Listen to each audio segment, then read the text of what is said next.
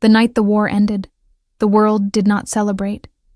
It simply exhaled, a long, shuddering breath released from a chest that had been crushed for too long, and fell into a silence so complete it felt like a held prayer. Snow had begun to fall somewhere between the last cry of battle and the first hour of dark.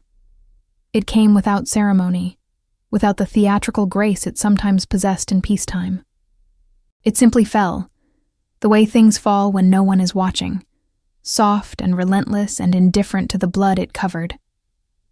The battlefield it buried had been a meadow once. Perhaps it would be a meadow again, but not tonight. Tonight it was a graveyard of broken swords and broken men, of standards planted in frozen earth and never reclaimed, of silence wearing the shape of everything that had been lost. Jonas Gitak moved through the trees at the forest's edge the way a wounded animal moves, not gracefully, not strategically, but with a single furious intention: to keep moving, to not stop, because he understood, with the clarity that comes only to those who have stood at the border of death and been permitted to step back, that if he stopped, his body would decide the matter for him. He was bleeding from 4 separate wounds. The worst was along his ribs, where a blade had found the gap in his armor, his cracked, half-destroyed armor, during the final hour of the battle, when everything had dissolved into chaos and men were dying too fast to mourn. The cut was deep enough that every breath he drew felt like swallowing broken glass. He had packed it with a strip torn from his under-tunic, pressing hard, feeling the warmth spread through the cloth and then cool against his palm. He knew what that cooling meant. He knew he did not have infinite time. His arms bore the secondary damage, long diagonal slashes across his forearms, where he had deflected strikes meant for his throat, and a deeper puncture on his left shoulder that had gone numb 2 miles back, which he had decided to interpret as a mercy rather than a warning. The forest around him was ancient and enormous, the kind of forest that remembers things men have already forgotten.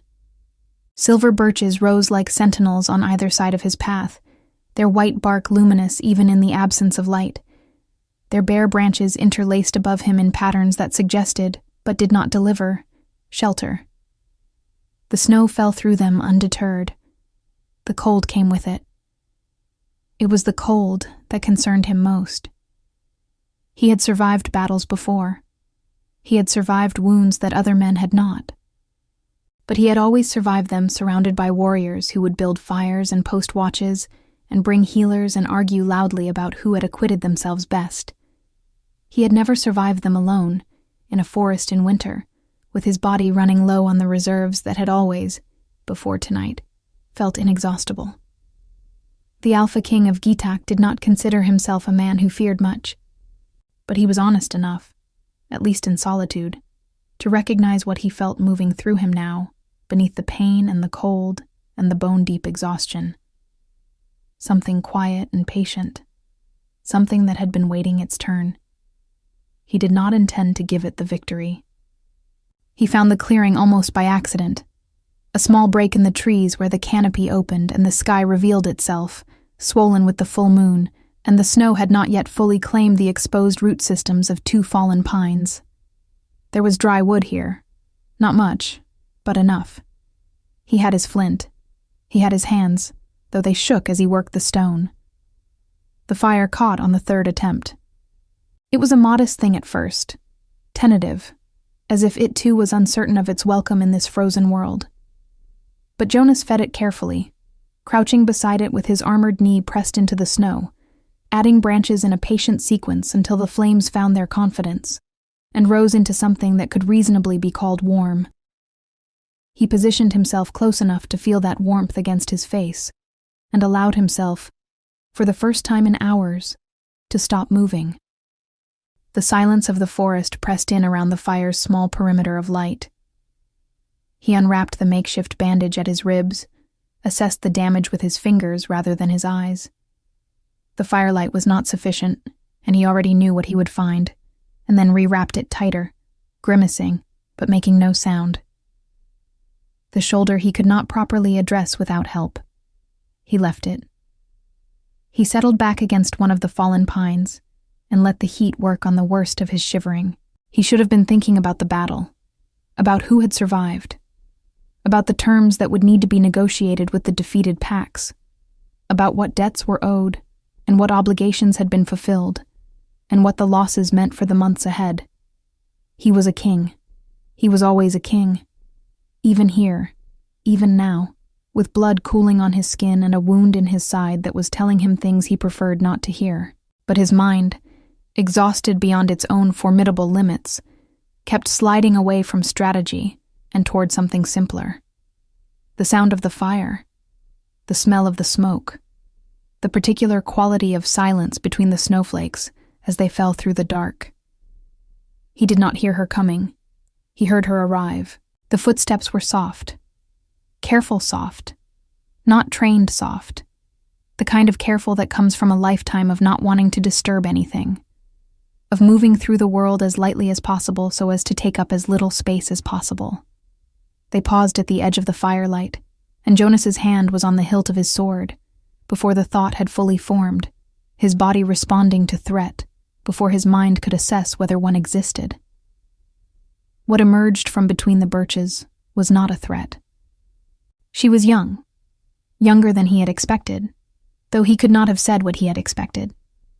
She stood at the precise boundary between the darkness and the firelight, as if uncertain whether she had the right to cross it, her arms wrapped around herself in a posture that was less embrace than self-containment, as if she were trying to hold her own warmth inside her body by sheer force of will. Her hair was white, not silver, not pale blonde, but genuinely, completely white, falling loose to her shoulders in a way that made the snowfall seem to hesitate around her. She wore a dress of deep red that might once have been beautiful, and was now simply worn.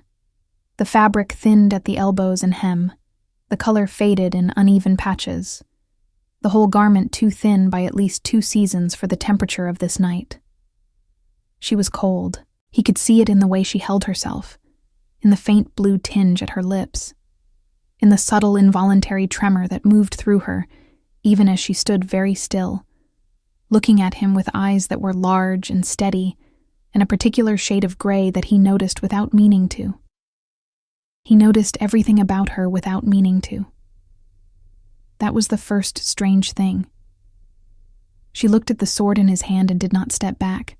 She looked at his face, at whatever his face was doing, which he suspected was not particularly welcoming, because nothing about him was particularly welcoming at the best of times, and this was far from the best of times. And she did not lower her gaze. Then, in a voice so quiet it seemed calibrated to disturb nothing, to claim nothing, to ask for only the smallest possible thing, she said what she had walked through a cold, dark forest to say, "May I warm myself by your fire?" The words were simple. They were perhaps the simplest words possible. But there was something in the way she asked, not servile, not groveling, but genuinely careful, genuinely aware that she was asking and not assuming, that Jonas found he could not dismiss. Before we continue with the story, I want to thank everyone who supports the channel and loves our Alpha King romances. If you enjoy these kinds of stories, please consider clicking the link in the pinned comment to check out our Patreon and become a member. As a member, you'll get access to exclusive content you won't find here on YouTube. Extended stories, special scenes, early access to new episodes, and complete romance arcs created just for our supporters.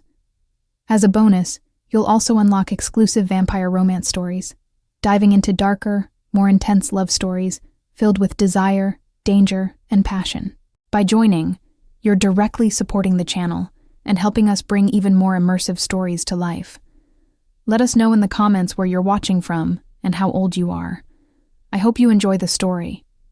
He studied her for a moment that stretched and stretched. The sword stayed in his hand, but the tension in his arm released by degrees, an involuntary unburdening that he did not consciously choose. She was not a threat.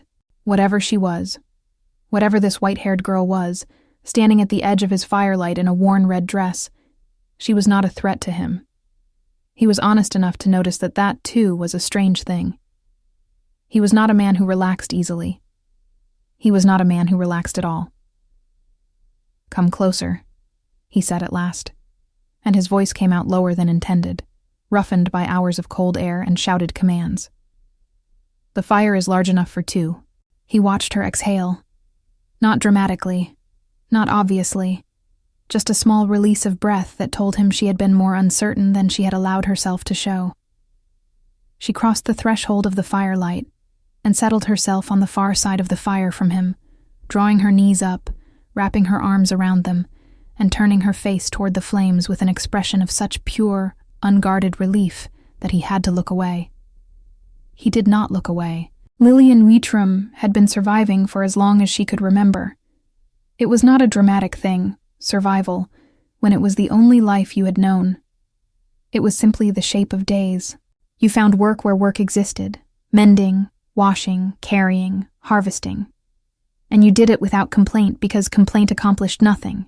And you moved on when the work dried up, or the people who offered it decided they had no further use for you, and you went to the next village or the next estate or the next cold roadside, and you began again.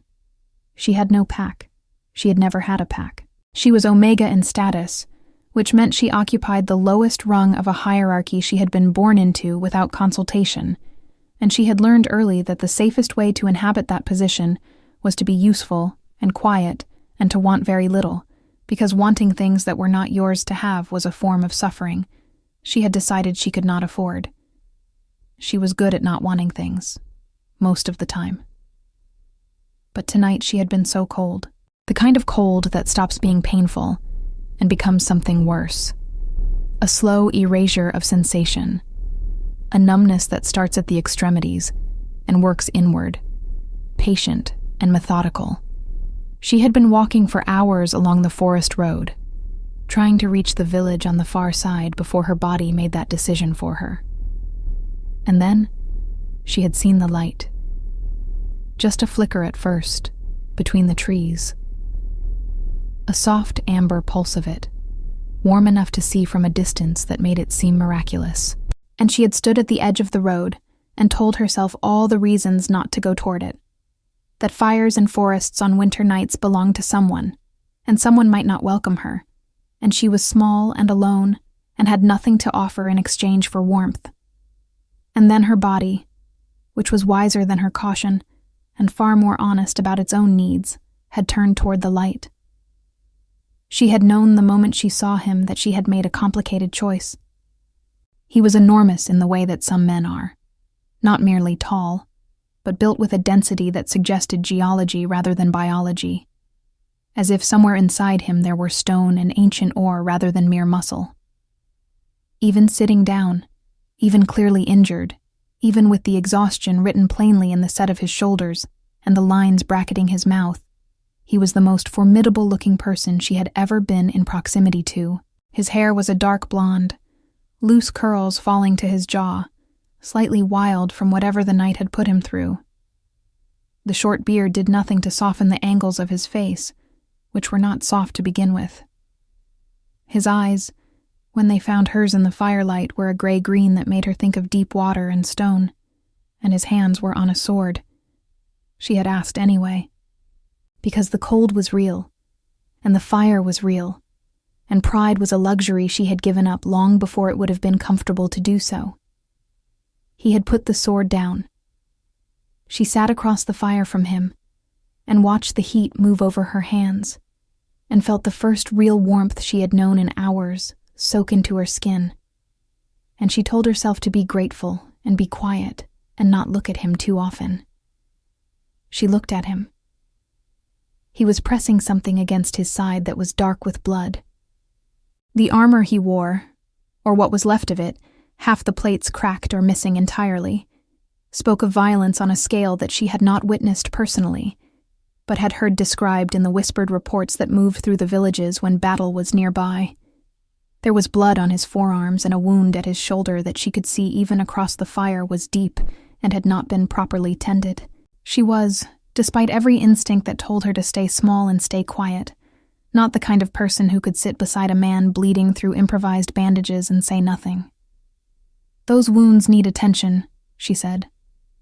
He looked at her with an expression that was impossible to read. No surprise in it, no offense, but nothing yielding either. I'm managing. You're bleeding through cloth that was never meant to stop bleeding. She kept her voice even, factual. Not challenging him, just stating what she could see. I know something about wounds. I've spent time with a healer. If you'll allow me to look, I might be able to help. The silence that followed was long enough that she decided he was going to refuse, and she had already begun reconstructing her sense of boundaries. Reminding herself that she had asked, he could decline. That was the natural order of things. When he said, in that rough, low voice that seemed to come from somewhere below ordinary speech, "What's your name?" The question surprised her. "Lillian," she said. "Lillian Yitram." Another pause. Then, "What are you doing in this forest, Lillian Yitram?" "Walking to the village on the other side. Alone." "Yes." He seemed to be weighing something. She could see it in the slight crease between his brows, the almost imperceptible assessment in his eyes. Then he shifted, a controlled movement, precise even through pain, and extended his injured arm toward her across the fire in something that was as close to an invitation as she suspected he ever came. "Then come and look," he said. She did not waste time or make ceremony of it. She moved around the fire and settled herself beside him in the snow, and set to work with the quiet efficiency that was one of the few things in her life she was certain of. She unbound the makeshift dressing at his ribs and looked at what was underneath, and kept her face composed, because what was underneath was significant, and she did not want to alarm him. "This needs to be cleaned," she said. "I need water and something to clean it with. Are there herbs nearby? Yarrow would be best. Pine resin if nothing else." "The forest is full of pine. Then I'll get some." She rose and moved to the nearest pine at the clearing's edge, working carefully at the bark with her fingernails until she had gathered enough resin to be useful, then found where the snow had protected a patch of ground near the tree's roots, and located, by some fortune she decided not to examine too closely, a small clutch of dried yarrow stems caught in the root structure. She did not know if the universe operated by any particular principle of fairness, but occasionally it provided exactly what was needed, at exactly the moment it was needed, and she had learned to accept those moments without demanding explanation. She came back to the fire and set water to warm in the small metal cup that had been hooked to his belt. She had asked. He had handed it over without comment. And she worked. She worked for a long time. The wound at his ribs she cleaned carefully, pressing the warmed yarrow-infused water into the cut with strips of cloth she tore from her own undergarments, because there was nothing else, and the hem of her dress had already sacrificed as much as it could. The pine resin she pressed carefully into the worst of the gap, sealing it against the cold. The wound at his shoulder required her to ask him to move his arm in ways that she could tell caused him significant pain, and he moved it without flinching and without making any sound, which told her something about the quality of his endurance that she filed away without comment. His forearms were cleaner, long cuts but not deep, and she bound them with what remained of her cloth supply, and tied the knots with her teeth when her fingers were too cold to hold the tension. Throughout all of it, he said almost nothing, but he watched her. She was aware of it, the weight of his gaze, more present than the firelight, more steady, not threatening, not possessive.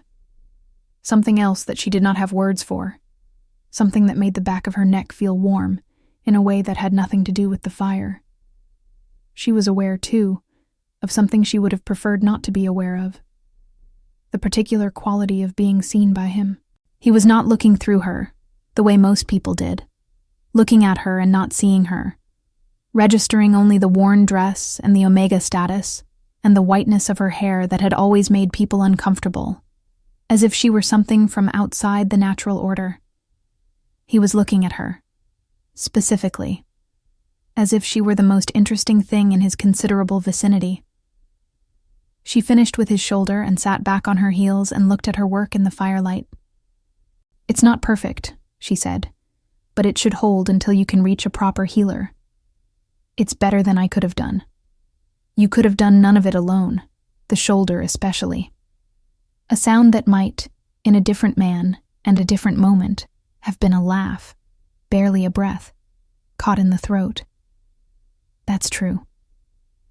She looked up and found him already looking at her. You're not afraid, he observed. Of what? Of me. He said it without particular investment, as if simply stating something he had noticed. Most people are. She considered this honestly. You have a sword, and you're the size of a small building, and you were sitting alone in a winter forest covered in blood when I found you, she said. I would say fear was a reasonable response.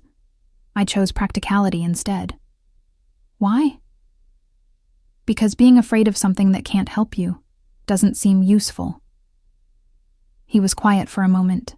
Then, what is your name again? You asked already. I want to hear it again. A beat, during which she decided not to investigate why that sentence had done something unusual to her breathing. Lillian Yitram. Jonas, he said. Just that. No elaboration, no title, no last name. As if he were testing the shape of a simple identity, the way a person tests ice before trusting it to hold their weight. Jonas, she repeated, and felt the name settle into the air between them with an ease that surprised her. They tended the fire through the hours that followed, speaking occasionally and falling into silences that were not uncomfortable. He told her nothing of significance about himself, nothing of the battle, nothing of who he was beyond the single name he had offered.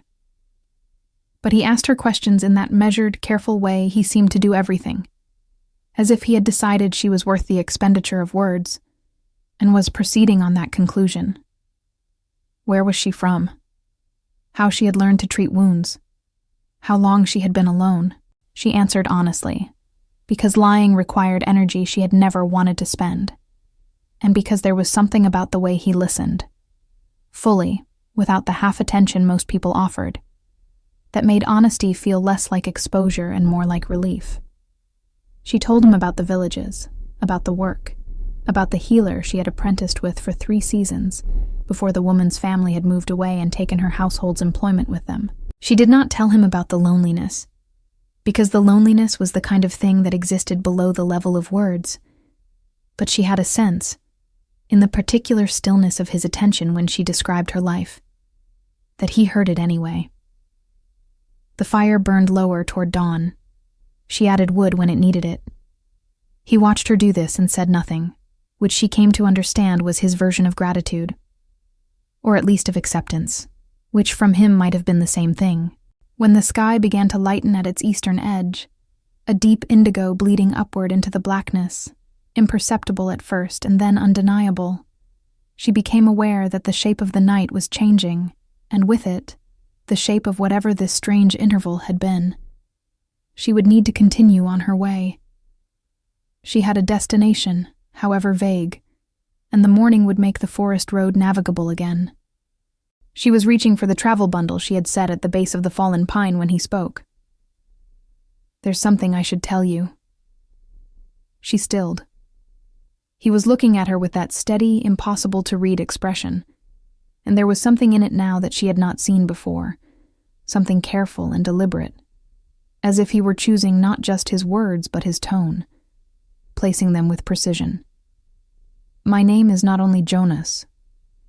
She waited. Jonas Gitak. A pause. Alpha King of the Gitak Pack and of the Northern Territories.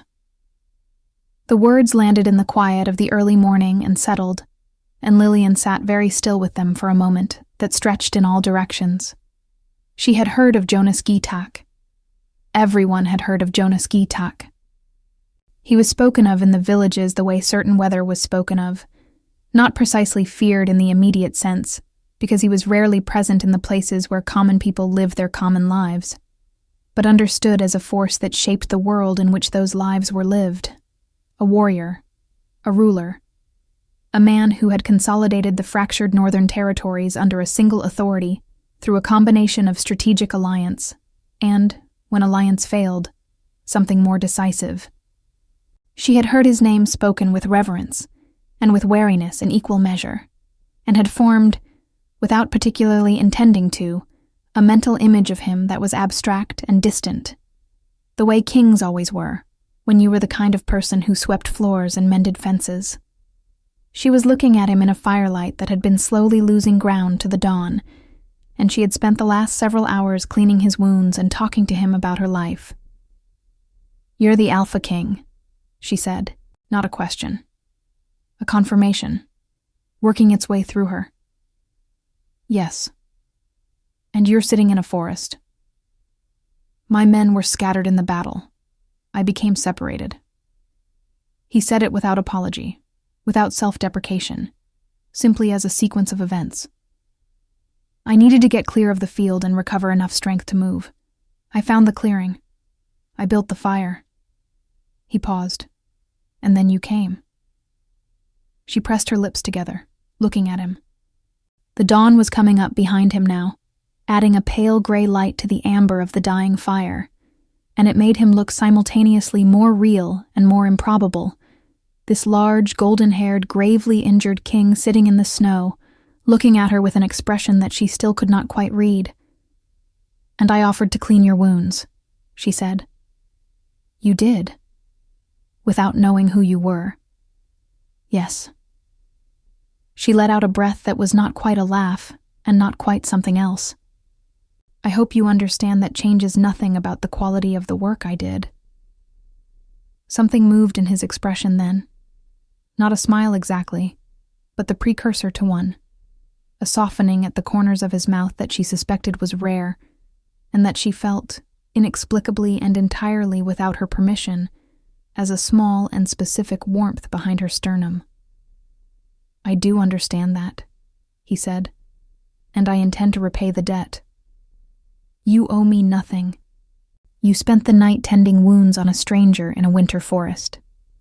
His voice was steady and direct and left little room for contradiction. "That is not nothing, and I do not leave debts unpaid." He looked at her for a moment, and she had the sense that he was making a decision. "Come back to my territory with me. Let me provide you safe passage and hospitality. You helped me. I would see you properly compensated and provided for." She should have said no. Every practical instinct she had developed over a lifetime of careful, self-sufficient living told her to say no, to thank him, to wish him well, to continue on her road toward the village and her next small employment, to keep her life the small, manageable, predictable thing it had been. But her practical instincts had been competing all night with something she did not have a name for, something that had been present since the moment she crossed the boundary of his firelight, and he had looked at her, and she had felt, for the first time in as long as she could remember, genuinely seen. "I have nothing to bring," she said, which was not yes and not no. "You don't need anything to bring." She looked at the forest around them, at the pale gray morning making its unhurried way through the birches, at the ashes of the fire they had kept burning together through the night. She looked at him. "All right," she said quietly. "I'll come." The kingdom of Gitak was nothing like the abstract thing she had imagined. She had thought, on the days when she had thought of kingdoms at all, which had not been often, of cold stone and formal grandeur, and the particular chill that power wears as clothing. She had not thought of the mountains. She had not thought of the way they cradled the valley in their arms like something precious, or the way the morning light caught the snow on their peaks and sent it back as gold. She had not thought of the river that ran down through the valley's center, gray and fast and full of its own purpose, or the city that had grown up on its banks in a way that suggested something organic rather than imposed, as if the buildings had decided to be here rather than been commanded to it. She rode beside Jonas, mounted on a horse he had commandeered at the first outpost they encountered. His men appearing out of the forest with expressions of relief so profound it bordered on grief, the sight of their king alive and moving clearly carrying a weight she had not fully appreciated until she watched those hard-faced warriors visibly exhale. They had looked at her with curiosity and said nothing. Jonas had said nothing that required them to say anything. She had simply been beside him, and that had apparently been sufficient. She had continued to be beside him through the day-long journey to the kingdom, and she had spent much of that journey in silence, watching him move back into the role that the forest had briefly allowed him to set down. He was different with his men. Not colder exactly, but more contained. His attention distributed rather than focused, his decisions coming rapidly and without apparent deliberation, his voice carrying an authority that required no elevation in volume. She watched men twice her size defer to him not from fear, she thought, but from something more considered. Trust, perhaps. The particular trust that exists between people who have survived difficult things together and know the precise calibration of each other's courage. He was still aware of her. She could feel it. That peripheral attentiveness. The way his eye found her at intervals as they rode, not checking exactly, just noting. Making sure. She did not know what to do with that. The castle stood at the city's northern edge, where the mountains began their serious ascent. It was large and old, and built from the same dark stone as the mountains themselves, and it had the settled, assured quality of something that had been standing for centuries and intended to continue. The gate opened for them with a sound like something inevitable, and they rode through it into a courtyard full of people who had clearly been waiting, their faces arranged in the particular mix of relief and residual dread that belongs to people who have been expecting the worst, and received instead something slightly better. Lillian dismounted in the courtyard and stood very still for a moment, holding her horse's reins because no one had yet appeared to take them, and absorbed the fact of where she was. She was in the Alpha King's castle. She was wearing a worn red dress with patched elbows and a hem that had donated too much of itself to bandages. She had white hair and no family name worth invoking, and no rank above the one she had been born into, and no possessions beyond the small bundle she had carried through the forest. This, she understood, was the precise moment at which the strange interval of the night before ended and the ordinary rules of the world resumed. And the ordinary rules of the world were quite clear about what she was and what she wasn't, and what spaces she was entitled to occupy. She was trying to decide, in a calm and practical way, whether to ask someone where she might find shelter for a night before continuing on her original road, when Jonas appeared at her shoulder. "You're pale," he said, in that low, direct way that had somehow already become identifiable to her as specifically his. "I'm always pale. More than usual." He looked at her steadily. "Come, you'll be given rooms and food and proper clothing if you want it. You've slept approximately not at all, and you spent the night in the cold. Don't argue about it." She had not been going to argue. She had been going to excuse herself politely and disappear, which was a different thing. But the word rooms hit something in her chest that she was not entirely prepared for. The simple, extraordinary concept of a room, a place that was designated as hers, even temporarily. And she found she did not, after all, want to be practical about it. "Thank you," she said, and meant it from somewhere deeper than courtesy. He led her inside, and the castle swallowed them both. Her rooms were on the 3rd floor of the east wing, and they were warmer than any place she had slept in years. She stood in the center of them and turned slowly, taking in the heavy curtains and the fireplace with its ready fire, and the bed with its piled coverlets, and the window that looked out over the valley toward the mountains. And she felt something move through her that she could not immediately identify. A kind of ache, but not an unpleasant one. The ache of being given something you had not known you were missing until it was in front of you. A maidservant came with water for washing, and then with food, simple and hot. And Lillian ate with an appetite she normally would have been embarrassed by, and felt too tired and too grateful to be embarrassed now. Then she slept, fell into it like falling into deep water, without resistance, and did not surface for a long time. When she woke, the light through the window was the golden horizontal light of late afternoon, and there was a knock at her door. It was Jonas.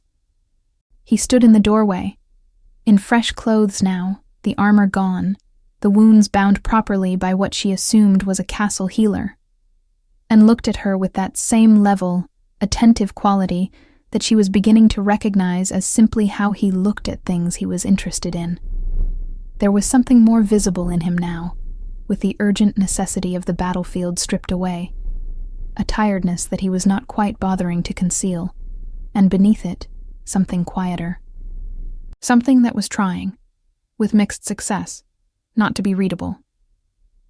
"I wanted to see that you had everything you needed," he said. "I do. Thank you."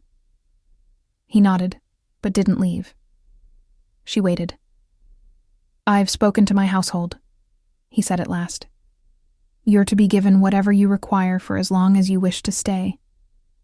The healer will want to check the wounds tonight, but I am told they're holding." "I'm glad." Another pause that neither of them seemed inclined to fill with anything unnecessary. "Your hair," he said abruptly, and then seemed to consider whether to finish the thought. She kept her expression neutral. "People often mention it. I wasn't going to say something unkind about it." His voice was very slightly rough at the edges. "I was going to say I've never seen anything like it." She looked at him across the threshold of her room in the afternoon light and did not say anything, because there was nothing she could think of to say that would not reveal more than she had any intention of revealing on her second day in his castle. "Sleep well," he said, and left. She stood in the middle of her room for a long time after, listening to the quiet. The days that followed had a quality she would have struggled to describe, had anyone asked her to. And no one did, which was its own kind of gift. She had expected to be invisible in the castle the way she had been invisible everywhere else, noticed only when needed, set aside when not, present in the way that useful things are present, functionally rather than personally. She had not expected the gardens. Jonas found her there on the third morning.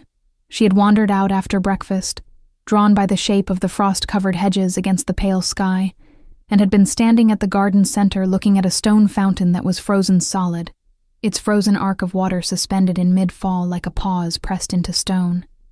And he had simply walked out and stood beside her without explanation, as if this were something they had been doing for years. "It thaws in spring," he said, nodding at the fountain. "Does it run all summer?" "Until the first hard frost." She looked at the frozen water and thought about thawing. It must be something when it does. It is. He showed her the garden as if it were something he wanted to share rather than display, with an undemonstrative quietness that she found, to her own surprise, more moving than grandeur would have been. He knew the names of the plants. He knew when they bloomed and what they required. He told her about them briefly, factually, without apparent concern for whether this was the kind of information a king should admit to having. She listened, and the cold morning moved around them, and she thought about how strange it was that this enormous, formidable, blood-covered man from the forest was also a man who knew the name of every plant in his winter garden. She was beginning to form a theory. She spent the following weeks forming it further, and the theory was this. Jonas Gaitak was two men, occupying the same body in careful rotation, and almost no one was permitted to see both of them. There was the king, the one who had consolidated the northern territories, who sat at the head of his council with an authority that brooked no uncertainty, whose voice in a room full of arguing men produced silence with something more efficient than volume. This man was not cruel. He was precise. He made decisions with a speed and clarity that the people around him seemed to rely on the way you rely on a fixed star. Not warmly, exactly, but with deep and practiced confidence. He did not waste words or gestures. He did not perform anything. He simply was what he was, and what he was made the air in a room rearrange itself. She had seen this Jonas from across corridors and over dinner tables at the formal meals she had been included in, awkwardly and then less awkwardly, as the days passed and her presence became gradually less of a novelty. And then there was the other one, the one who found her in the garden in the mornings, the one who asked her, one evening after dinner when they happened to both be in the library, what she was reading, and then sat down across from her without waiting for permission, and started telling her about the history of the region the book described, not in the way of someone demonstrating knowledge, but in the way of someone who was genuinely interested in the subject and had been waiting for an excuse to think about it aloud. The one who, on a cold afternoon when she was standing at the castle walls looking down at the city, appeared beside her and stood in comfortable silence for a full 10 minutes before saying quietly that the baker in the lower market made something called mountain bread that she should try before she left. If she hadn't already. She had been about to ask about that. She had been about to ask what he expected of her, how long she was to remain, whether there was some formal conclusion to the hospitality he had extended, or whether she was simply to dissolve back into the world when she felt she had recovered sufficiently to do so. But the way he said it, the slight pause before the words, the very faint and careful neutrality in his voice, made her hold the question back. If she hadn't already. He was not certain she was leaving.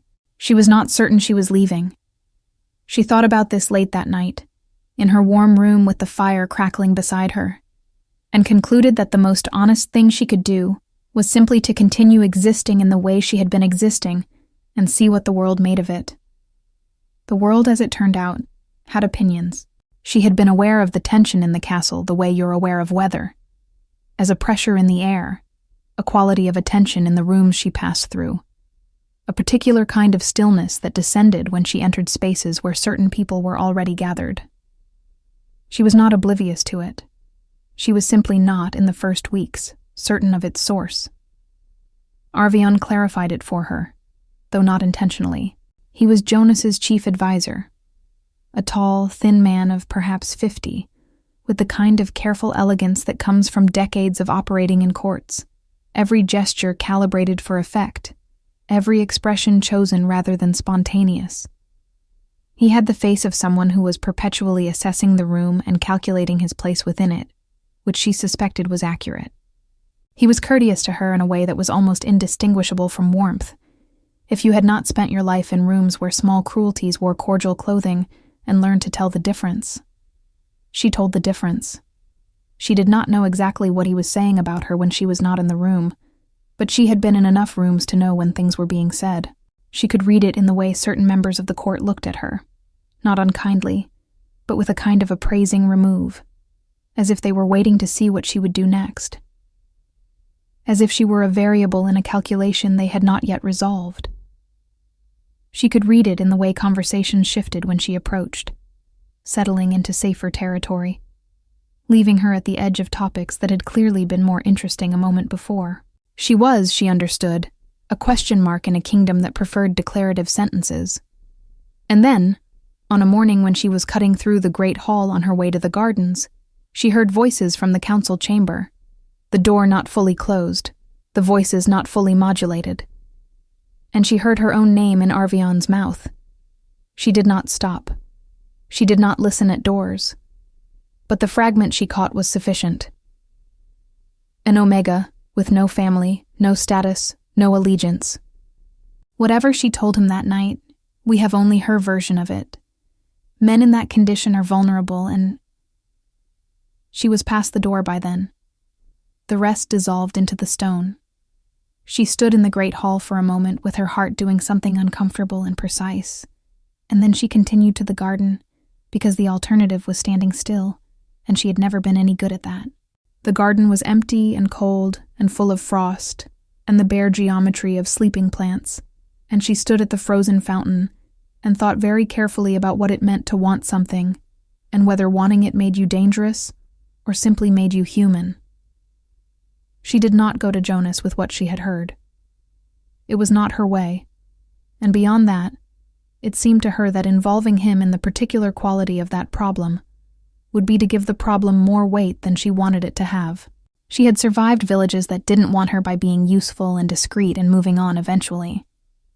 She could survive a castle that wasn't sure about her by the same method, but she hadn't accounted for Jonas noticing. He found her in the garden that afternoon, as he had been finding her most afternoons, and he sat beside her on the cold stone bench that he had covered with a fur blanket sometime in the second week, without announcement or explanation, as if he had decided the bench should have a fur blanket, and that was reason enough. He sat beside her, and looked at the fountain, and then looked at her. and she knew immediately that his looking was different today. More direct, more intentional. "Something's changed," he said. "Nothing's changed. You're quieter." He said it without accusation, an observation. "I'm often quiet. This is different quiet." He was quiet himself for a moment. Then, "Arvion spoke to me this morning." She looked at the fountain. "He expressed concern about your presence here, about the circumstances of how we met. He believes," a slight pause, calibrating, "that I may have been influenced by the vulnerability of my condition. He may be right that you were vulnerable," she said evenly. "He's wrong about what you were influenced by. I know that." She finally looked at him. He was watching her with an expression that was as direct and unornamented as everything else about him. And in it was something she had been seeing for weeks and had been carefully, methodically refusing to interpret. "What he really wants," she said quietly, "is for you to marry someone who will bring strategic alliances. He's not wrong that that would be useful to you. He's also not wrong that I am the furthest possible thing from that." "He is not wrong about several things," Jonas said, "and he is profoundly wrong about the ones that matter." She looked at him for a long moment. The frost was thick on the garden around them, and the sky was the particular white of midwinter, a white that seemed to absorb light rather than reflect it. And in the stillness of it, she was aware of her own heartbeat, in a way that she would have preferred not to be. "I should probably," she said carefully, "think about moving on." "No." It was so simple and so immediate that she blinked. "You're not moving on," he said, with a quiet finality that was not a command in the ordinary sense, but was certainly not a request. "Not because of Arvion's politics, not because of anything Arvion thinks or says or believes." He turned to face her more fully, and she felt the full weight of his attention, which was a significant thing to feel. "I want you here." "Jonas, I know what I'm saying." His voice dropped slightly. Not softer, exactly, but more interior, as if this were coming from somewhere he didn't usually give access to.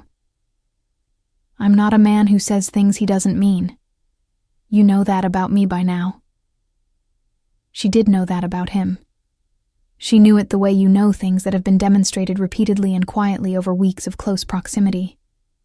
Not because he had told her, but because she had watched, and she had learned to read the particular language of him. "What are you trying to tell me?" she asked, and her voice came out quieter than she had intended. "That in 37 years of my life," he said, "I have never met anyone like you. And that this winter, which was supposed to be a war and its aftermath, has become instead the first time in as long as I can remember that I have felt something other than the weight of what I am responsible for." He paused. "I'm telling you that matters to me, and that I am not willing to have it taken away because Arvion has political anxieties." The garden was very quiet. "I'm an Omega," she said. "I have no name that means anything here. I have no history, no family, nothing that would make sense of this." "I am the Alpha King," he said. "I make the sense of things in this territory, and this makes sense to me." She looked at him for a long moment, and in the looking she felt the careful architecture she had spent years constructing, the structure of not wanting, of not expecting, of keeping herself at a size that couldn't be a disappointment, begin to develop, very quietly, a fracture. She had not cried in front of another person in years. She was not going to cry now. "I don't know," she said, "what I'm supposed to do with you." Something shifted in his face, that precursor to a smile quality that she had catalogued and treasured without meaning to. "You could start by staying." She looked at the frozen fountain. She looked at the mountains visible above the castle wall, enormous and patient and permanent in their snow. "Ask me again tomorrow," she said. "Why tomorrow?" "Because I need tonight to remind myself what it is I'm afraid of, and whether it's reasonable, and whether it's something that should stop me." He was quiet for a moment. Then, Is there anything that should stop you? She thought of the villages, of the roads, of the cold, of the fire at the edge of a winter forest, and the moment she had stepped into its light, and he had put his sword down and made room. "I'll tell you tomorrow," she said. She told him nothing the next day, because the next day arrived with a crisis that moved through the castle like weather. Arvion had formally petitioned the council, invoking a procedural tradition that Jonas had not paid close enough attention to, requiring a formal discussion of the king's romantic intentions and the implications for territorial alliances. It was a political maneuver, elegant and irritating, and it had the effect of transforming a private matter into a public one before Lillian had finished deciding whether she was equal to the private matter herself. She found out about it from the maidservant who brought her breakfast, the girl's eyes wide with the particular excitement of catastrophe observed from a safe distance. And she sat with the news for a moment, and then set her breakfast aside and went looking for Jonas. She found him in the corridor outside the council chamber, and the way he looked when he saw her, the slight easing of something around his eyes, the way his attention came immediately and entirely to her from whatever internal deliberation she had interrupted, told her something she had been talking herself out of knowing. "You've heard," he said. "Yes. I'm going to address the council." His voice was level, but she had learned to hear the things he kept below the level of his voice. And beneath the levelness was something that was, in him, the equivalent of fury, cold and quiet and entirely intentional. "Arvion has overstepped. He'll learn that today. I don't want this to be about me causing problems for you." He looked at her steadily. "It is not about that. It looks like that. What it looks like is Arvion's calculation, not mine." He stepped slightly closer, the smallest adjustment, barely perceptible, but entirely deliberate, and she felt it as a kind of warmth. "You have not caused a single problem for me, Lillian. You have caused several problems for Arvion's agenda, which is not the same thing." She held his gaze. "What are you going to say to them?" "The truth." A pause, in which he seemed to consider whether to say more and then decide to. "All of it." The council chamber was large and cold and formal in the way of rooms designed to make authority visible, high-ceilinged, stone-walled, the long table its own kind of argument for the seriousness of what happened at it.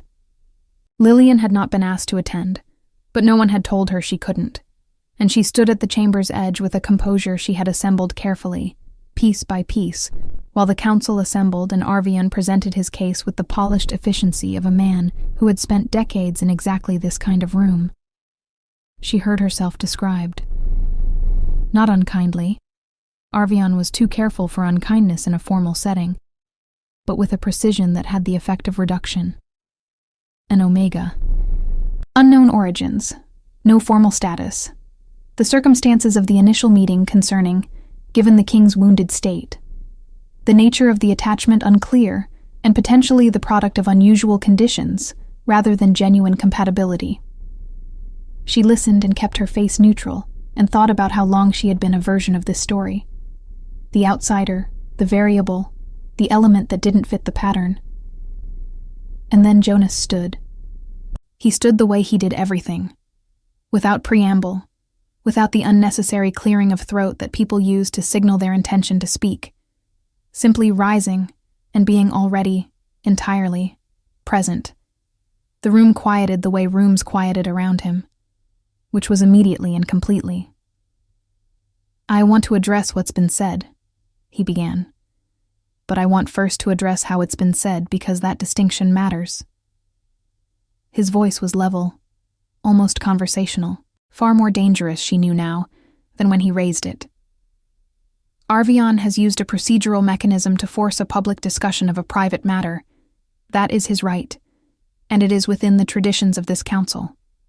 What is not within those traditions is the implication that my judgment requires external correction. A pause. The room was entirely still. This woman. His gaze found her across the room, and she felt it land, steady and direct, and completely unconcerned with who was watching. came to me in a winter forest when I was injured and alone, and offered help without knowing who I was. She spent a night in the cold treating wounds that, without her intervention, might have become fatal. She asked for nothing in return. She accepted hospitality that I offered because I asked her to, and she has spent the weeks since her arrival here being precisely the person she showed herself to be in that forest, honest, capable, and entirely without the calculated ambition she is being implicitly accused of. He paused again. No one spoke. Arvion, Lillian noticed, was very still. I am aware, Jonas continued, that she is an Omega without title or alliance. I am aware that her presence here does not serve the conventional political calculus that this council prefers. I am aware that there are those in this room who believe that my attention would be better spent on arrangements that strengthen territorial relationships in the ways those relationships are traditionally strengthened. He let that settle for a moment. And I want to be clear that I have considered all of that. His voice did not change, but something behind it deepened. And I have concluded that I am not willing to reduce what she is, what we are, to a calculation. I am not willing to pretend that my heart is merely another resource to be allocated strategically.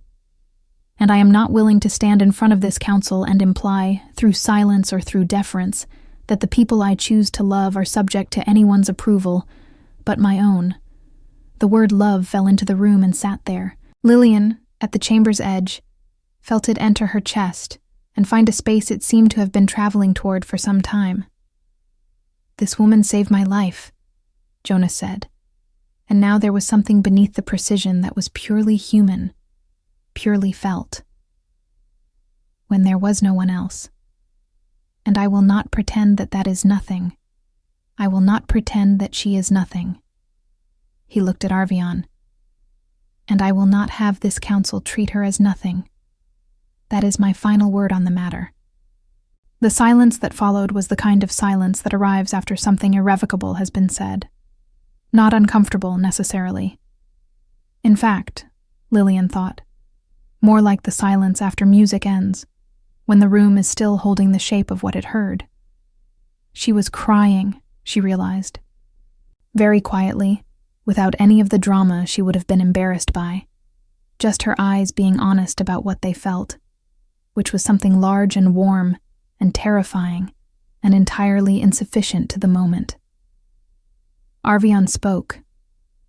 She barely heard what he said. Something carefully recalibrated, something that retreated from the position he had staked out with the minimal loss of face possible. The council answered him. The room shifted around her in ways she was too occupied to track. Jonas was crossing the room toward her.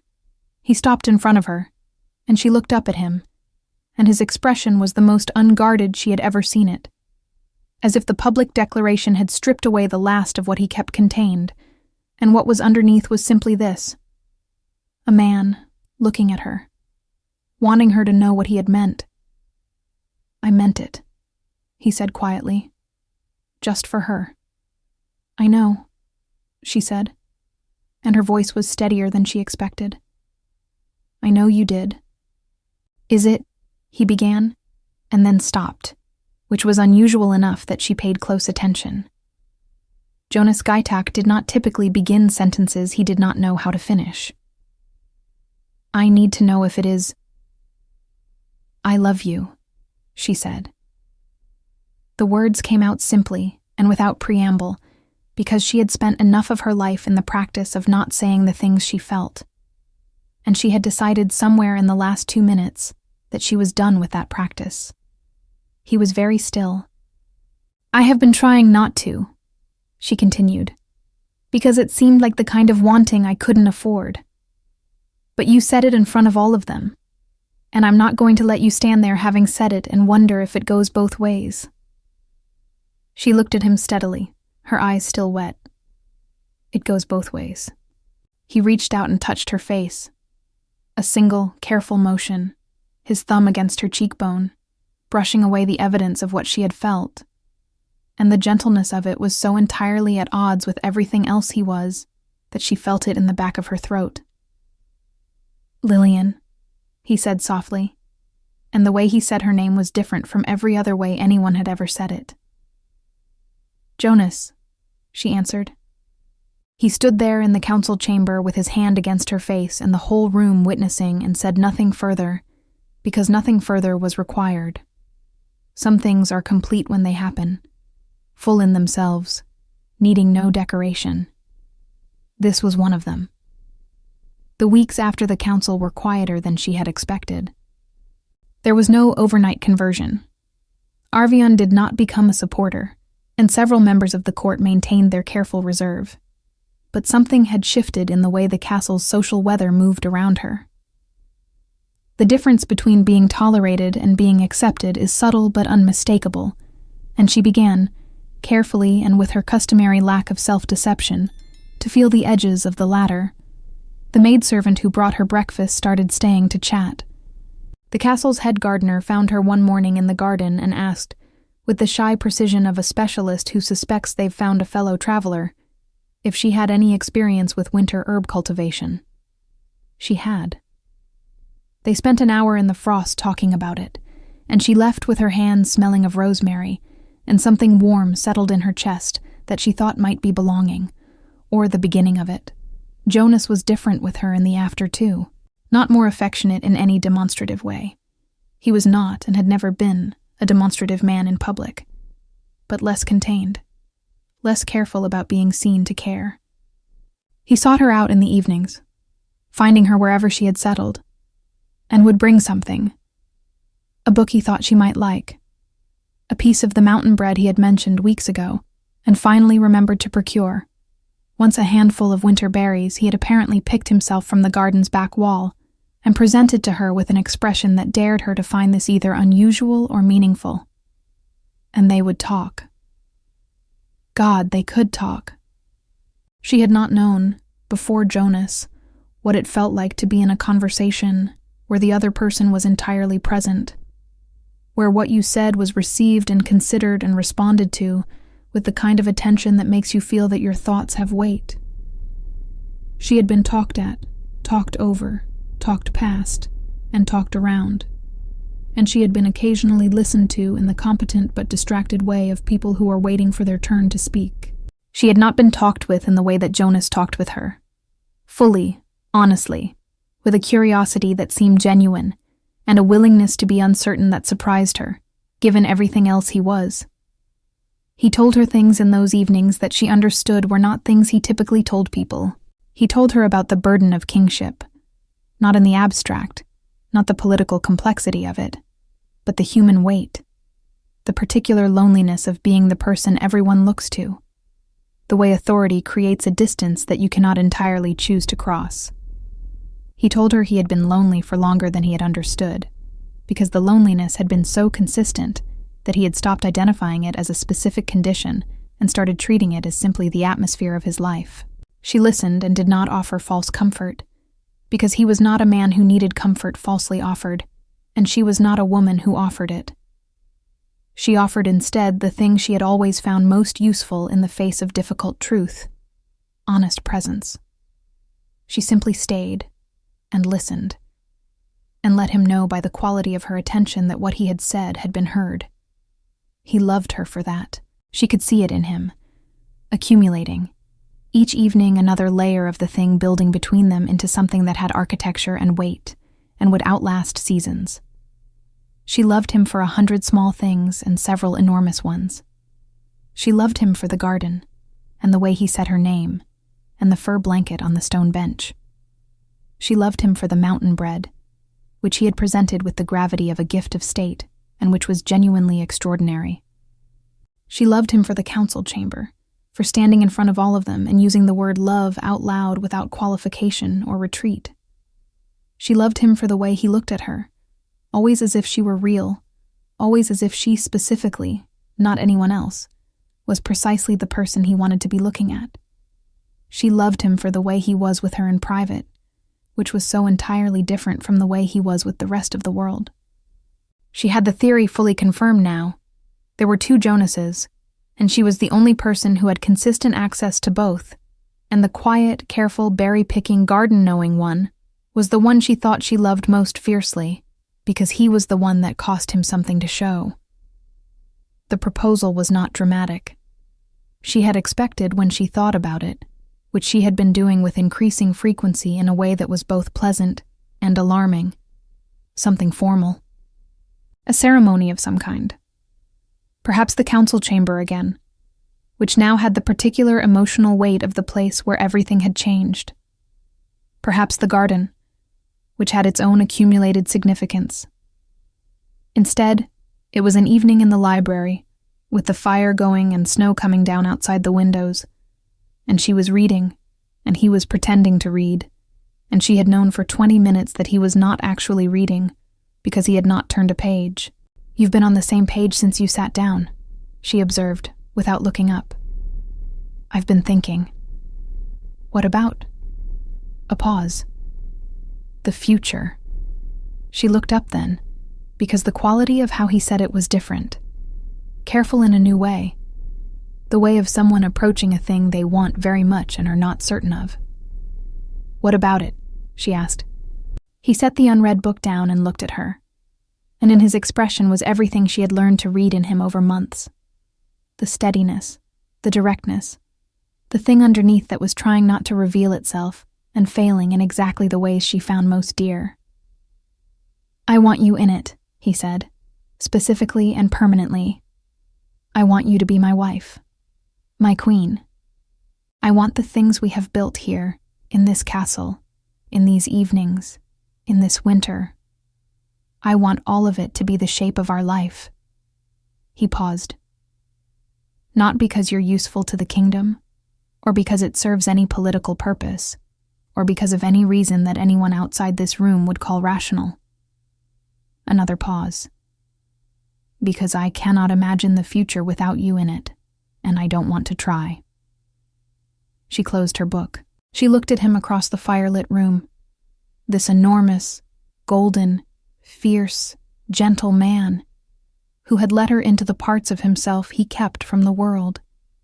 And she thought about a cold forest and a fire, and a simple question spoken in a voice that had been trying not to ask for too much. She thought about all the years of moving on, of taking up as little space as possible, of wanting things so quietly that the wanting never really made a sound.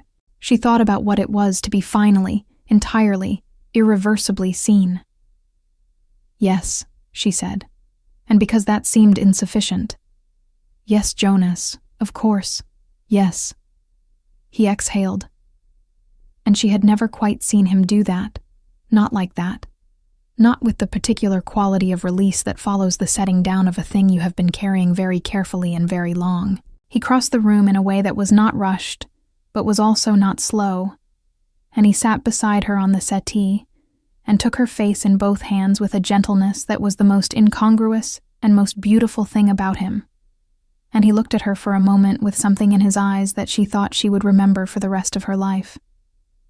"I have never asked anyone for anything," he said quietly. "The way I just asked you for that." "I know," she said. "It was—" He stopped, a slight crease between his brows, the look of a man approaching the edges of his vocabulary for emotional terrain. "Terrifying." She felt a laugh move up through her, warm and real and full of something that had not had room in her life before this. "Yes," she said. "It was terrifying for me too. Months ago. You caught up eventually." He made that sound again, the almost laugh, the breath caught and released, and then he kissed her, which was not a thing she had been expecting in quite that moment, and was everything she might have thought to expect, and several things she hadn't. The wedding was held in early spring, when the mountain snow was beginning to retreat from the lower slopes, and the river was running fast with meltwater, and the frozen fountain in the castle garden had finally, as he had promised her months ago, thawed. The city came out for it. She had not fully understood, until she stood at the window of her dressing room on the morning of the wedding and looked down at the streets full of people, not performing celebration, but actually present in it, laughing and calling out and wearing their best colors against the thin spring sunshine. She had not fully understood that a city could feel the mood of its king in its bones, and that a king who had been solitary for too long could make a city feel the weight of that solitude without anyone intending it. They felt his happiness now. She could see it from the window. She turned away from the window and looked at herself in the glass, and for a moment, she almost didn't recognize the woman there. The dress was white, which was a choice she had made herself, and which had, she knew, a significance she wore deliberately. The color that had marked her as different her whole life, worn now as choice rather than accident. Her white hair was arranged with small flowers from the garden. The gardener had insisted, with the shy, passionate insistence of someone who has found their medium. And her gray eyes in the mirror were clear and calm and full of something that she identified after a moment's examination as simply readiness. She had spent her whole life arriving somewhere and leaving again. Today she was arriving and staying. Jonas was waiting for her in the great hall, at the end of a walk that felt both endless and instantaneous, the way important things tend to feel when you are inside them. He was dressed formally, the gold and dark blue of his house's colors, his hair slightly more tamed than usual, and his short beard precisely trimmed, and he was standing at the hall's end with his hands clasped behind his back and an expression on his face that she thought she might carry with her to the end of her days. The expression of a man who has been waiting for something very specific and has just seen it walk into the room. He reached for her hand when she reached him, and she gave it to him, and his grip was certain and careful in the way he was always, with her, certain and careful simultaneously. "You wore white," he said softly, "just for her." "It's my color," she said. Something moved in his eyes. "Yes," he agreed. "It is." The ceremony was spoken. The vows were made. She had written her own, because she was a woman who had learned to speak precisely and had things that needed to be said precisely, and Jonas had listened to hers with an expression that she needed to look away from at the midpoint because she was going to cry, and she had decided not to cry until after. He had written his own as well, and he delivered them with the same quality of deliberateness that characterized everything about him. Each word chosen, each word meant. And she cried after all, but so did several members of the council, which made her feel considerably less exposed. When it was over, when the hall rang with the sound of people who had needed this and were expressing that need in the only vocabulary available, voices raised, hands brought together. The specific joy that accumulates in rooms when something that seemed impossible turns out, against all probability, to have been possible after all. Jonas turned to her and took both her hands and stood for a moment in the middle of all of it, just looking at her. "Lillian Gaitak," he said, and smiled. A real one. The kind she had seen growing for months in the corners of his expression. The kind he had been working his way toward. Not held back, exactly, but earning its way out, arriving when it had been sufficiently prepared for. It was, she thought, the most beautiful thing she had ever seen, and she was fully aware that she was biased and fully unconcerned about it. "Jonas Gaitak," she answered. "You are smiling." "I am." He said it without embarrassment, without the old containment. "It looks well on you." "You look well on me," he said, which was possibly the least grammatically sound thing he had ever said, and was, in spite of, or because of that, exactly right. The seasons turned, and turned again. She grew into the role of queen, the way she had always grown into things. By paying attention, by being honest, by caring about people specifically rather than in general, and letting that specific care guide the decisions that fell within her sphere. She did not pretend to be something she was not. She had never been good at pretending and was not going to learn now. She was an Omega who had spent her life in villages, who knew cold and hunger, and the particular quality of being unwanted, and she brought that knowledge into the rooms where decisions were made, and let it sit at the table with the strategies and the alliances and the territorial concerns. Jonas let her, more than let her, encouraged it. He had always governed well. He governed better with her, because she carried information that he had not had access to, from a life that his life had never intersected with, and he had the wisdom to recognize that and the character to value it. Arvion, in time, came around. It was not a dramatic conversion. It was incremental, the way real changes of mind tend to be, a shift in calculation that became, with enough evidence, a shift in something less purely strategic.